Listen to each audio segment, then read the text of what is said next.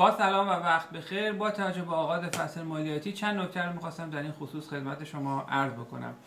یک اینکه به جایی که مراجعه می‌کنید، دفتر، شخص، شرکت، بپرسید که آیا خدمتی که به شما ارائه می‌کنند خدمت year round هست یا نه. این به چه معناست؟ به این معناست که آیا فقط اظهارنامه مالیاتی شما رو در حال حاضر تنظیم میکنن و ارسال میکنن، یا اینکه اگر بعداً از سوی سازمان امور مالیاتی CRA Canada Revenue Agency با شما مکاتبه صورت گرفت، نیازی بود مدرکی تهیه بکنید و ارسال بکنید، نیازی بود پاسخی تهیه بکنید و ارسال بکنید، شما اگر آدیت شدید، آیا مجانا این خدمات رو بعداً برای شما به عهده خواهند گرفت یا نه؟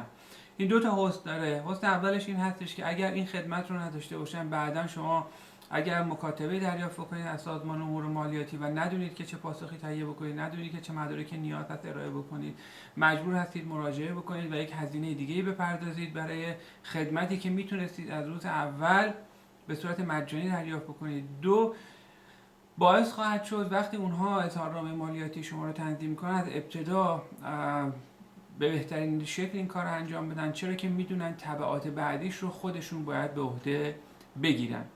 نکته دومی هستش که مطمئن شید اگر اشتباهی مرتکب بشن و شما مشمول جرائم و بهره بشید، جرائم و بهره‌های متعلقه رو تماما به عهده خواهند گرفت.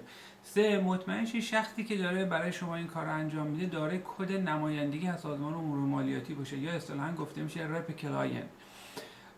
این چه حسنی داره؟ حسنش این هستش که شما ممکنه مدرکی رو دریافت نکرده باشید، مدرکی رو فراموش کرده باشید که با خودتون ببرید هنگام تنظیم اظهارنامه مالیاتی، یا فرض بفرمایید ممکنه شما درآمدی دریافت کرده باشید که به نظرتون درآمد معاف از مالیات بوده و البته درست هم فکر کرده باشید، اما نیاز هستش که اون درآمد فرض بفرمایید در اظهارنامه مالیاتی شما وارد بشه.